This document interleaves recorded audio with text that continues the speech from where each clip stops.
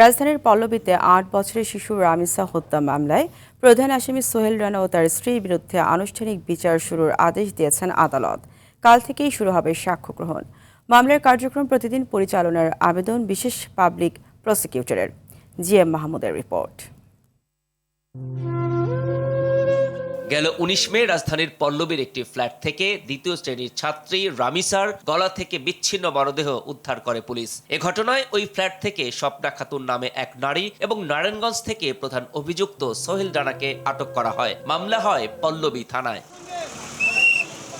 প্রথমে ধর্ষণ, পরে হত্যার ঘটনায় করা এ মামলার আনুষ্ঠানিক অভিযোগ গঠনের শুনানির জন্য সোমবার ঢাকার শিশু সহিংসতা দমন ট্রাইব্যুনালে আনা হয় প্রধান আসামি সোহেল রানা ও তার স্ত্রী স্বপ্না খাতুনকে। শুনানি শেষে দুই আসামির বিরুদ্ধেই বিচার শুরুর আদেশ দেয় আদালত। কাল থেকে শুরু হবে সাক্ষ্য।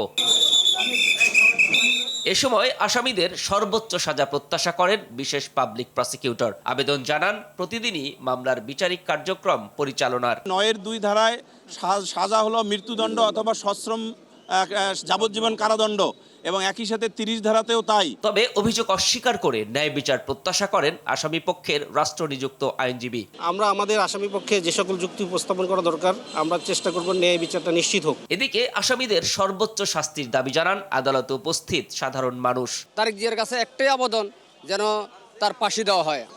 ফাঁসি ডাইরেক্ট ফাঁসি। বহুল আলোচিত নৃশংস এ হত্যা মামলায় রামিসার বাবা মা, স্বজন, প্রতিবেশী ও পুলিশ সহ ১৮ জনের সাক্ষ্য দেওয়ার কথা রয়েছে। GM Mahmud, RTV, Dhaka.